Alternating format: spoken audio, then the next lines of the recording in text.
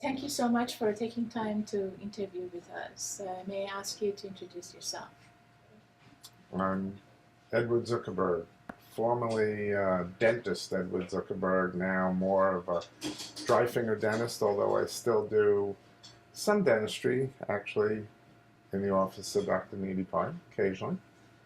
Mostly spending my time these days lecturing, consulting, writing articles for dental journals, and passing on my knowledge um, in the area of my greatest expertise, which has been technology, integration in the dental office, and basically running everything at this point non-clinical, everything about running a business from a non-clinical standpoint.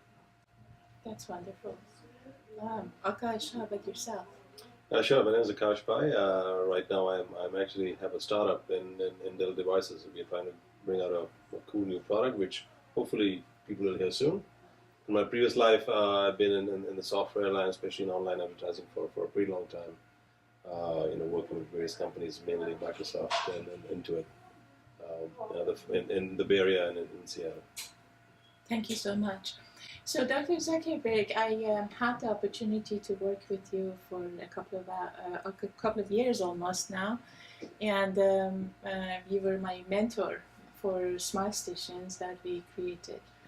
And in my opinion, you're the father of digital dentistry. So you started with the digital vision for your dental office in New York City. Please tell us more about your vision about digital in dental world.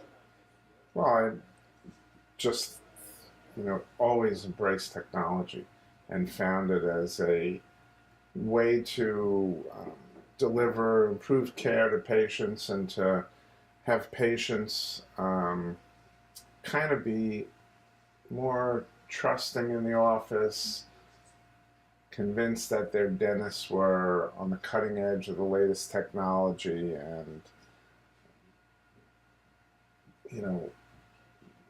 there's enough trauma and fear and anxiety about going to the dentist.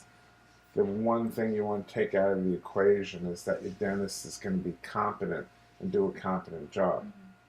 And through the use of technology, not only do I find we're able to it would be great to do both, improve the quality of our care and improve the confidence level of patients in the care that we're rendering. Sometimes technology does both, sometimes it just does one of those. But when the patients can feel confident in the practitioner, then you've offered a service that's enhancing your business, hopefully retaining your clients and attracting new ones. So one of the aspects of our lives today is social media, and your son impacted everybody's life globally. I think especially for the dentist, it's very important because everybody believes in word of mouth, and that's how we go to the dentist, from what we hear from family, friend, and we also ask, who do you recommend? So how do you think dentists can use social media to enhance their business? Well, dentists are embracing social media now. It's taken a while. I've been actually lecturing to dentists about the advantages of embracing and utilizing social media for about 7 years. Yeah.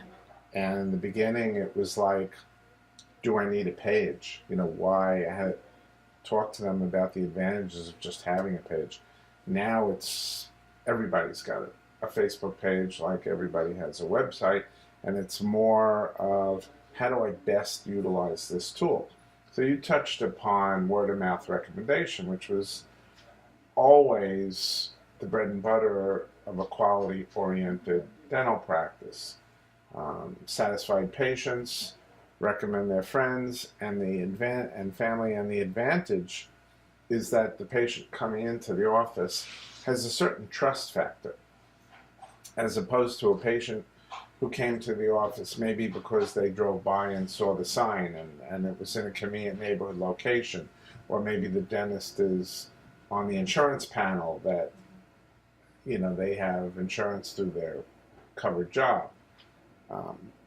Those situations, there's a trust has to be built, and I'm not saying trust doesn't have to be built with any patient, but when someone comes to you knowing that their friend has been satisfied with the service, that's a certain level of inherent trust. And in the early days, the basic form of social media marketing that was promoted by Facebook was the use of shared likes. Yeah. So a dentist basically thought that all they had to do to succeed on Facebook was just get a bunch of likes, get 100, get 500, get 1,000 people to like their page. And while that itself was helpful, unless you did something meaningful with it, like run a campaign that would send the message out and target the audience of people who were friends of people who already liked the business. Mm-hmm. Now, when someone sees a generic looking advertisement from a dental practice, like Edward Zuckerberg DDS, which might not have meant anything to them, but now they see in the ad the names of their trusted friends who like the business page already. Mm-hmm. So there's an immediate trust in the same form as the old-fashioned word-of-mouth referral. The key difference here is that word-of-mouth marketing referral is obtained passively.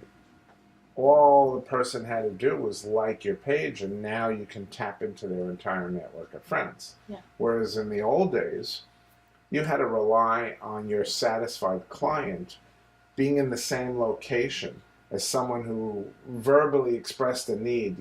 I've got toothache, or I just moved. Do you happen to know a good dentist in this area? Mm-hmm. And then if you were a patient of mine and were happy enough to, say, oh yeah, Dr. Zuckerberg's a great dentist, you should use him. And of course it would be helpful if you had an extra business card of mine on you to hand to the person. Now with social media, you don't need any of that. And you don't have to rely on your missionary type patients to be in a serendipitous location for you at the right time to convey that word of mouth referral. Akash, part of your experience is really content and video production, right? And then when we talk about social media, what people love is images, videos, visuals, right? So how do you think content creation can help dentists or brands to get to more fans, likes, and how we can help with this word of mouth? Yeah, I mean, it's a known fact that whenever you have any image, the click-through rate is double that of text, and when you have video, it's almost the same. So the engagement level is high. And I think with the in the last 5 years of proliferation of actually short form video, the fact that you need to get your message out in few short bursts of images, or essentially less than 10 seconds of video is very, very key. So I think what we have been finding is whenever we talk to dentists or any other service provider is that if you can convey that message in a visual form in any media, and especially on social interactive media like Facebook or Instagram, the interaction level is significantly higher. So I think a short form video, believe it or not, I mean, I had this discussion with actually a person who runs a social media management company. And why would anyone want to see a video of somebody doing implant surgery? And we actually ran a test to see how many people will be engaged in it. Believe it or not, people love that video. And it's quite gory. But people love it. So it just comes to show that video is extremely impactful. So we tried basically to bring digital to the dental offices. Right now, we see a gap for the mobile, and we see a gap for digital. So Like if a dentist has a promotion, for example, we'll see it as a paper, somewhere, or maybe the front desk is asking them. So the whole idea with Smile Stations was to start with a captive audience and educate them more about the clinical aspect of the dentistry, and give them something fun, not something that is really created for a dental student, right? How do you think Smile Stations can help eventually, and what we should do really to evolve this vision? Well, I think what Smile Stations does really well is it integrates a lot of different technologies that can be very fragmented in a lot of businesses. In this case, we're talking about dental offices. As an early adopter of technology in my practice, computers in 1985, image capture for intraoral cameras in the late 80s, and converting to digital X-ray, digital charts, social media, whatnot. All the providers of these services are different manufacturers, different providers, and there's a disconnect in terms of how do I tie this in. So, for example, the Smile Station brings forth a lot of useful technologies in one concise item. I mean, I know one of the things we did was we're big believers in patient video education. A mother is asking about the sealants that the doctor and the hygienist were recommending for a child. And while the practitioner will do a great job of explaining what it is and maybe even have a visual aid in the office, but having a video to play, that will show them exactly what the sealant process is, which you can do with Smile Stations, and with previous technologies like Casey and things of that nature, that was available, but not along with the other things. And then, of course, the practice wants to tell more to the patients about what's going on in their office, be it special services that you offer, interesting stories about staff members, things of that nature. The practice wants to encourage people to get involved with their social media process, and part of that is the check-in process. So through the camera on Smile Stations, more people are going to be kind of entertained to take a selfie of themselves at the location and perhaps share with their friends that they're now at this business, and that becomes a word of mouth for the practice. Exactly. So you have a lot of different technologies that up until now the business owner would have to use lots of different systems to bring forth, and now it's available in one tool. And then with the ability to revenue share, it becomes a total no-brainer, because now the cost to the practice is either minimal or it's even a revenue-generating system for the practice. So it's completely win-win as I see it. Of course, we're not hoping that our patients will have a lot of time in the waiting room, but sometimes a short wait is unavoidable, so they're kind of a captive audience with the tool, and sometimes someone will accompany someone to the visit. I'll drive you home from your procedure, Mary, but maybe they're not a patient, and after seeing the technology in the office and in the waiting room, now they're inquiring at the front desk, can I make an appointment here? So have you realized, a lot of dental offices, they have a lot of magazines these days, and if you go, you see probably 50 magazines, and it's kind of cool, but on the other side, you will see the patients are mostly on their phone. We don't see anybody to flip over the magazines, or they can see, or they can even read those magazines on their phone. So we want to give patients something to think about when they're here, especially about their oral health. What do you recommend that we can do to engage patients more? Well, the things that they're looking for that we can give them in the Smile Center, are things such as services that the office offers. You know, some detail about procedures that might be specific for them. You know, they're considering Invisalign or they're considering an implant or whatnot. Let me find out more, you know, and then my interest is piqued, you know, now I can ask the clinician for more specific details on it. So certainly education is one. Yeah. Finding out more about the office, about the staff, looking at other reviews of people who have visited the office. That's something else that Smile Station does. And, you know, of course, tell me about things I don't know about. Yeah. You know, I like the feature keep me, you know, abreast of current news events. But like you said, most people are fairly up on that now because the old days of having to wait for the 6 or 11 o'clock news, you know, now we just get our news constantly. So that's a worthwhile feature, but, you know, educate me when it comes to what should I be doing in terms of my health that I'm not doing now. And so the Smile Stations kind of becomes the missionary of the practice, or an adjunct, a staff member, if you, to simplify it, essentially, it becomes an extremely valuable employee for the office, and one who hopefully never calls in sick. Yeah, that's true.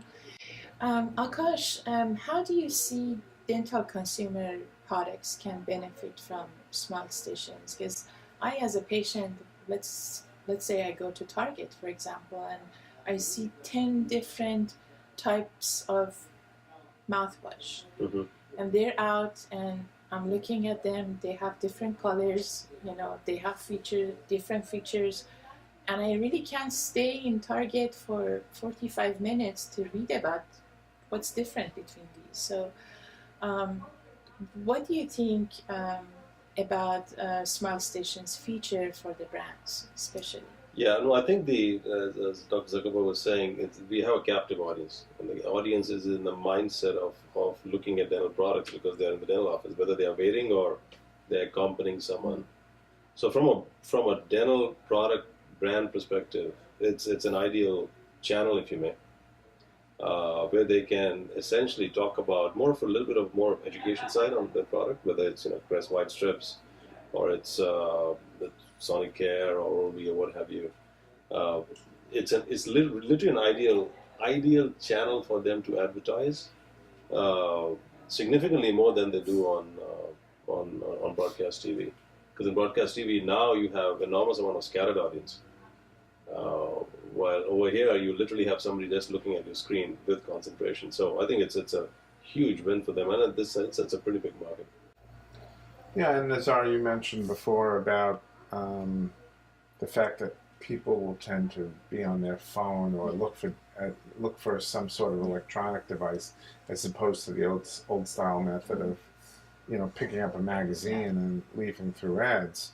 You know, so companies who had previously allocated large parts of their marketing budgets to print magazines now realize that this is not an effective use of their dollars, and they're looking for more methods of getting their product information out electronically to their patients. You know, and the old circulation issues tend to be less with the electronic medium. You know, the circulation issues were you had to pay for the cost of circulating to an entire base of people, even though your product may only appeal to a small segment of the population.